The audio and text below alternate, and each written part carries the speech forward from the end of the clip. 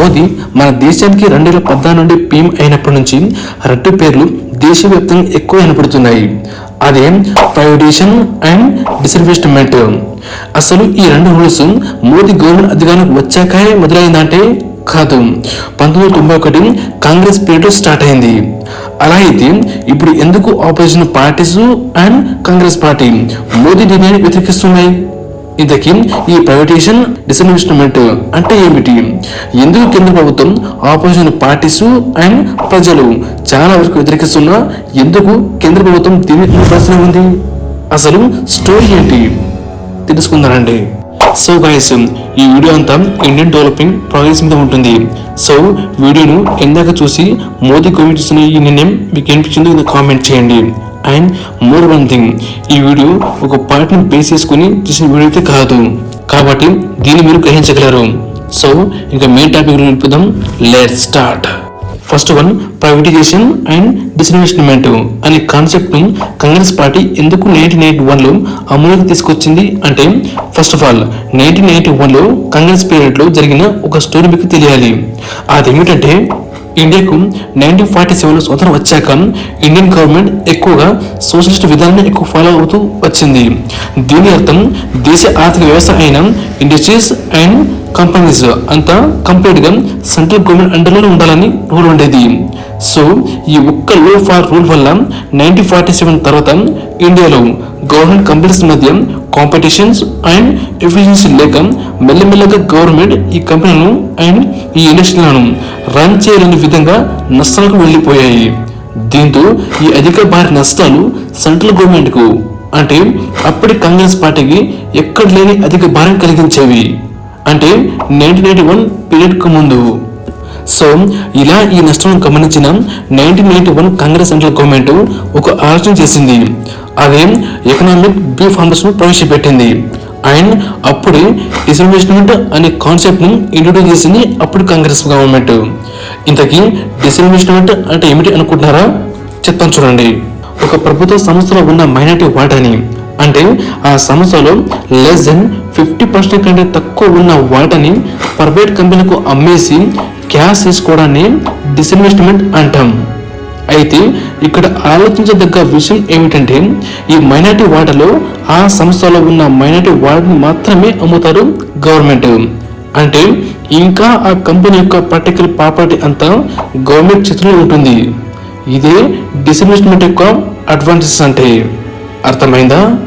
So ఇలా Congress party 1991-92 financial year లో 30కి పైగా పియూసీ సంస్థలు ఉన్న వాటాలను అమ్మడం ద్వారా ఆ రోజుల్లోనే 30,000కి పైగా డబ్బు సంపాదించింది. అప్పటి నుంచి ప్రభుత్వ రంగ సంస్థలు నష్టాలు నడుస్తున్న సంస్థలను అండ్ కంపెనీలను ప్రతి సంవత్సరం అమ్మడం ద్వారా ఎన్ని వేల కోట్ల రూపాయలను సంపాదించాలని సెంట్రల్ గవర్నమెంట్ ప్రతి సంవత్సరం టార్గెట్ పెట్టుకుంటూ వస్తుంది. ఇలా సేమ్ మోదీ గవర్నమెంట్ కూడా నష్టంలో ఉన్న గవర్నమెంట్ కంపెనీలను అండ్ ప్రైవేట్ కంపెనీలకు డిస్ఇన్వెస్ట్మెంట్ చేసేస్తున్నారు. అయితే మోదీ గవర్నమెంట్ 2024-25 ఫైనాన్షియల్ ఇయర్ లో గవర్నమెంట్ పెట్టుకున్న డిస్ఇన్వెస్ట్మెంట్ టార్గెట్ ఎంతో తెలుసా? అక్షరాల 50,000 కోట్ల రూపాయలు. సో ఇది డిస్ఇన్వెస్ట్మెంట్ కాన్సెప్ట్ అంటే. అర్థమైంది కదా? ఇప్పుడు ప్రైవేటైజేషన్ అంటే ఏమిటి అంటే ఇప్పుడు చూద్దాం. ప్రైవేటైజేషన్ ఒకప్పుడు గవర్నమెంట్ కంపెనీలు ఎంత నష్టాలమైనా నడుస్తున్నా కూడా వాటిని అలాగే రన్ చేసేవారు. కానీ రీసెంట్ టైంలో ఈ సిస్టమ్ మారింది. దీనికి చాలా కారణాలు ఉన్నాయి. అవి ఏమిటంటే, నెంబర్ 1, గవర్నమెంట్ కంపెనీలు ఎప్పుడు కూడా లాభాపేక్షతో పనిచేయవు. ఇవి కేవలం ప్రజలకు తక్కువ ధరలకే ప్రొడక్ట్స్ అందించడం అండ్ సర్వీసెస్ చేయడం లేదా ప్రైవేట్ కంపెనీల యొక్క ఆధిపత్యం తగ్గించడానికి మాత్రమే ఎక్కువ పనిచేస్తూ ఉంటాయి.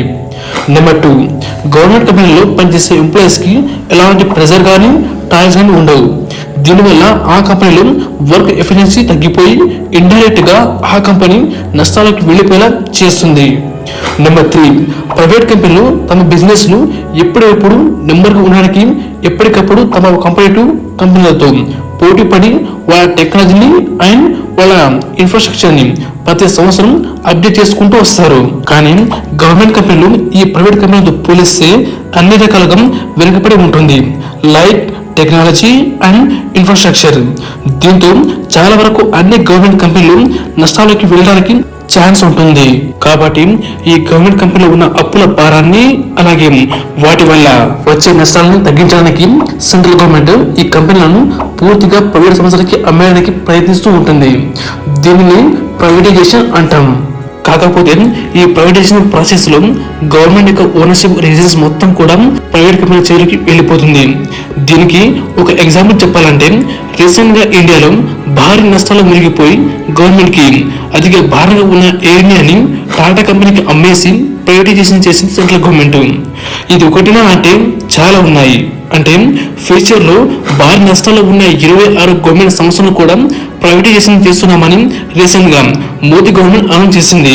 కాకపోతే ఇక్కడ మెయిన్ రివర్స్ టాపిక్ ఏమిటంటే ఈ ప్రైవేటైజేషన్ అండ్ డిస్ఇన్వెస్ట్మెంట్ ప్రాసెస్ లను స్టార్ట్ చేసింది మాత్రం అటల్ బిహారీ వాజ్పేయి గారు. అంటే 1999 నుండి 2004 వరకు ఆయన మన దేశానికి ప్రధానిగా ఉన్న టైంలో ఇండియాలో భారీ నష్టాలు ఉన్న modern food, Maruti Udyog, Hindustan zinc, BSNL and Bharat aluminium company లాంటి 12 గవర్నమెంట్ కంపెనీలను ప్రైవేటైజేషన్ చేశారు. అంటే ఆ టైంలో ఆపోజిషన్ పార్టీ అయిన కాంగ్రెస్ పార్టీ బీజేపీ పార్టీ మీద చాలా వరకు ఎక్కువగా వ్యతిరేకత చూపించింది. దీనికి కారణం గవర్నమెంట్ సంస్థలను కంపెనీలను బీజేపీ పార్టీ ప్రైవేటైజేషన్ చేస్తుందని. కాకపోతే ఇక్కడ నవ్వాల్సిన పాయింట్ ఒకటి ఉంది. అదేమిటంటే ఈ కంపెనీలు అన్ని నష్టాలకి పోయేలా పట్టించుకోకుండా రన్ చేసింది మాత్రం కాంగ్రెస్ పార్టీ. అంటే 1999 ముందు ఆ పాయింట్స్ ను చెప్పకుండా దానిని దాచేసి నష్టాలు నడుస్తూ ఉన్నా కూడా అండ్ అవి గవర్నమెంట్ కి అధిక భారంగా ఉన్నా కూడా వాటిని అలాగే రన్ చేయాలి అండ్ దట్ సేమ్ టైం దేశాన్ని అప్పుల నుంచి బయటికి తీసుకురావాలి. అంటే ఎలా అవుతుంది? అసలు కాంగ్రెస్ పార్టీ ఈ దేశం మీద ఉన్న వారి అజెండా ఏంటో వారి ఊహకి వదిలేయాలి. అయితే వాజ్పేయి గారు తీసుకునే ఈ సంచ నిర్ణయం వల్ల భారీ నష్టాలు ఉన్న గవర్నమెంట్ కంపెనీలు అన్ని ప్రైవేట్ కంపెనీల చేతులకు వెళ్ళగానే అవి లాభాలకు వచ్చేసాయి. అంతేకాదు ఆయా సెక్టర్లో ఈ కంపెనీలు అన్ని మంచి పొజిషన్కి ఎదిగాయి. అయితే ఇవి నిజంగానే మంచి పొజిషన్ అండ్ మంచి లాభాలకు వచ్చాయా అంటే చెప్తాను చూడండి. నెంబర్ 1, 2002లో హిందుస్థాన్ జింక్ అనే కంపెనీ సెంట్రల్ గవర్నమెంట్ వేదాంత అనే ప్రైవేట్ కంపెనీకి అమ్మేసింది. అయితే ప్రజెంట్ ఈ హిందుస్థాన్ జింక్ యొక్క మార్కెటింగ్ క్యాప్స్ ఎంతో తెలుసా? అక్షరాల 1.8,80,000 కోట్ల రూపాయలు. నెంబర్ 2, మారుతి ఉద్యోగం ఎల్ఈడి అనే కంపెనీని జపాన్ చెందిన సుజుకి అనే కంపెనీకి అమ్మేసిన తర్వాత ఇదే కంపెనీ ఈ రోజు ఆటోమొబైల్ రంగంలో 50% షేర్ను సాధించి నెంబర్ 1 ప్లేస్ లో ఉంది ఇండియాలో. నెంబర్ 3, విదేశ్ సంచార్ నిజం లిమిటెడ్ బిఎస్ఎన్ఎల్ అనే కంపెనీని టాటా గ్రూప్ కి అమ్మేసిన తర్వాత ఇప్పుడు ఇదే కంపెనీ టాటా కమ్యూనికేషన్ గా మారి సుమారు 50,000 కోట్ల రూపాయల కంపెనీగా ఎదిగింది. సో ఇలా నష్టాలు ఉన్న చాలా గవర్నమెంట్ కంపెనీలు ప్రైవేట్ కంపెనీలకు అమ్మేయడం ద్వారా అవి తక్కువ టైంలోనే అంటే తక్కువ సమయంలోనే లాభాలకు వచ్చేసాయి. అందుకే ప్రజెంట్ మోదీ గవర్నమెంట్ కూడా ఈ రూల్ ఫాలో అవుతూ ఉన్నారు. అంటే shipping corporation of India, Bharat petroleum container corporation of ఇండియాతో పాటు దేశవ్యాప్తంగా ఉన్న 6 స్టీల్ ప్లాంట్లను ప్రైవేటైజేషన్ చేయడానికి ఆలోచిస్తున్నారు మోదీ గారు. అయితే ఈ 6 స్టీల్ ప్లాంట్లలో ఆంధ్రప్రదేశ్ చెందిన వైజాగ్ స్టీల్ ప్లాంట్ కూడా ఉంది.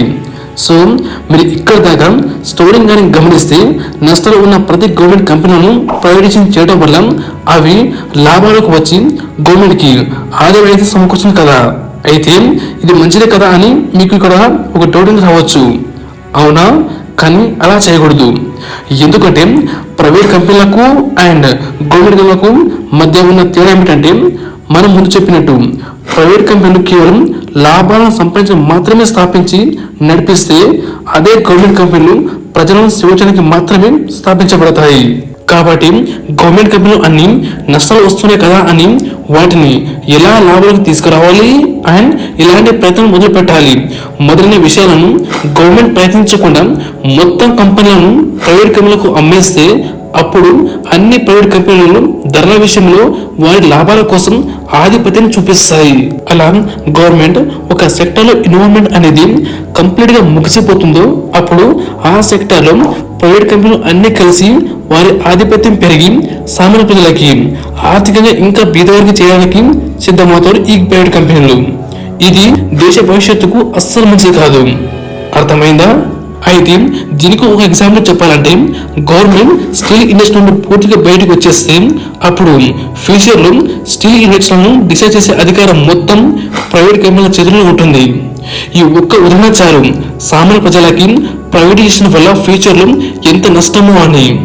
అందుకే దేశంలో ఎక్కడికి ఒక గవర్నమెంట్ కంపెనీని ప్రైవేటైజేషన్ చేస్తామని అనగానే అక్కడి ప్రజలు అండ్ ఆ కంపెనీల ఎంప్లాయీస్ ప్రభుత్వ నిర్ణయానికి వ్యతిరేకంగా ధర్నాలు అండ్ నిరసనలు చేస్తూ ఉంటారు. అర్థమైందా? సో ఇక్కడ సింపుల్ గా చెప్పడం ఏమిటంటే, గవర్నమెంట్ కి ఎంత నష్టాలు వచ్చినా కూడా కొన్ని కంపెనీలు మాత్రం ఎప్పుడు ప్రైవేటైజేషన్ చేయకూడదని. ఎందుకంటే ప్రతిరోజు ఈ కంపెనీల మీద ఇండైరెక్ట్ గా ప్రతి ఒక్కరం ఆధారపడి ఉంటాం కనుక.